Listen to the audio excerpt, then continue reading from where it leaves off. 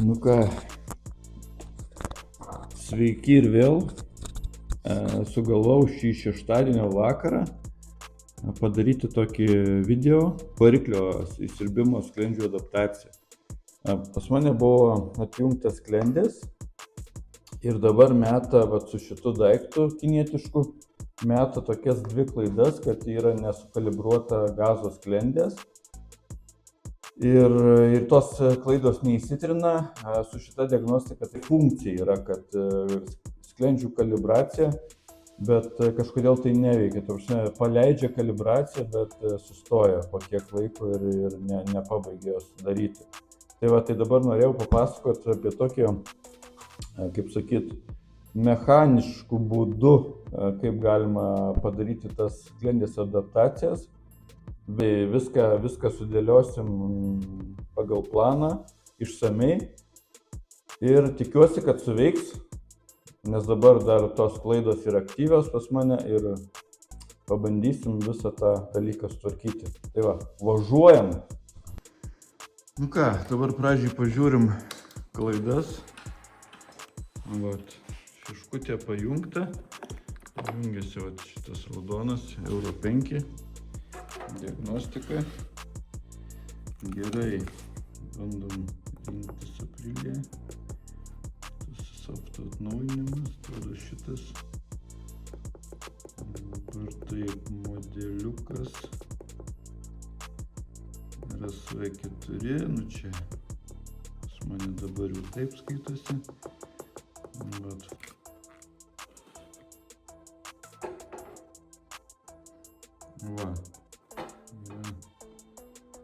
Tokios klaidos. Ir priekis ir galas.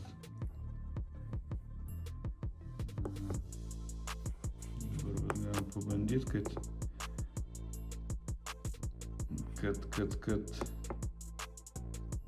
nepagalvotumės, kad meluoju.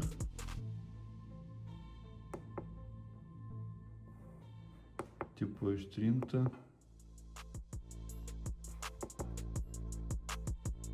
Niekas neištrinta.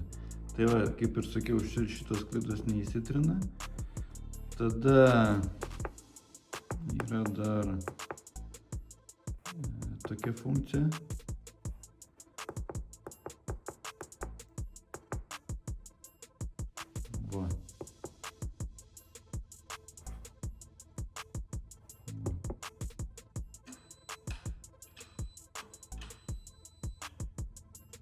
Ir viskas sustoja, lieka 13 sekundžių ir viskas, ir nieks nesikeičia. Dabar turim palaukti, kol čia baigsis.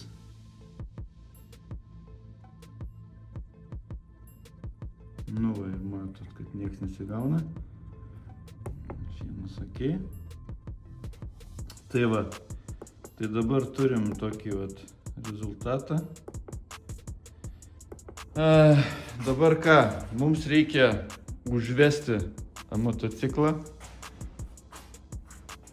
pajungti ventiliacijos Akrapovičių.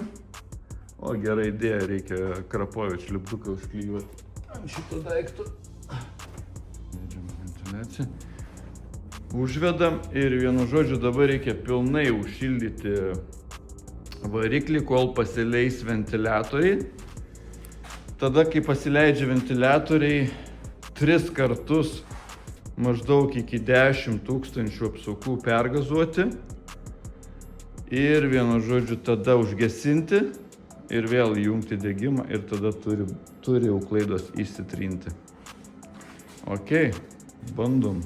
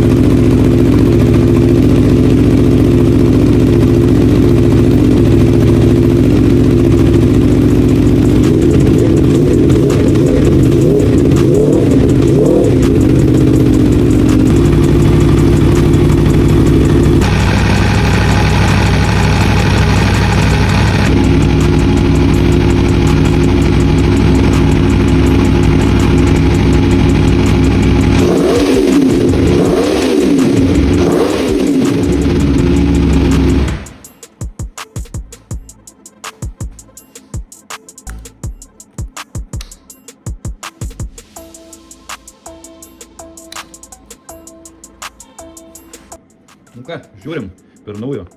Atlikom funkcijas. Na dabar galiu užbėgti įvykiam už akių, pasakyti iš anksto, kad bandymas nepavyko. Ir šiuo momentu, kurdamas video, kažkaip pagalvojau, kad aš galbūt padariau klaidą, kad jungiau bėgius ir neleidau tiesiog apsukoms laisvai kaip sakyti, ant neutralo užšilti varikliui. Todėl mano šitas variantas nesuveikė. Bet nieko, tu jūs pamatysite, kaip šią problemą visgi pavyko išspręsti. Na ką, biški istorija pakrypo ne ta linkme, kaip viskas buvo planuota. Pergazimas nepadėjo sukalibruoti sklendžių šį kartą. Bet žiūrim į ekraną. Kai ką padariau,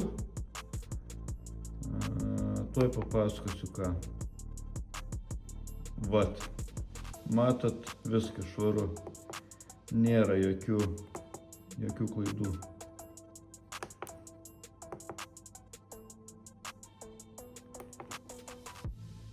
Viskas. Tai vat, tai dabar papasakosiu, kas čia nutiko. Tai va, dabar trumpai apie istoriją.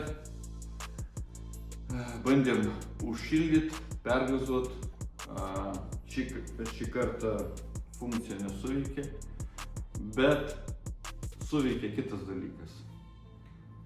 Štai vėl eilinį kartą man pagelbėjo OpMap blokelis. Aš žinau, kad įrašant naują programą automatiškai susikalibruoja sklendės ir gazo rankenos. Tai aš tiesiog, kadangi jau aš turiu čia nusipirkęs 2 programas, jos visą laiką yra, tai aš tiesiog įpumpavau tą programą, kuri buvo jau pas mane įrašyta, tiesiog antrą kartą tą pačią programą paleidau.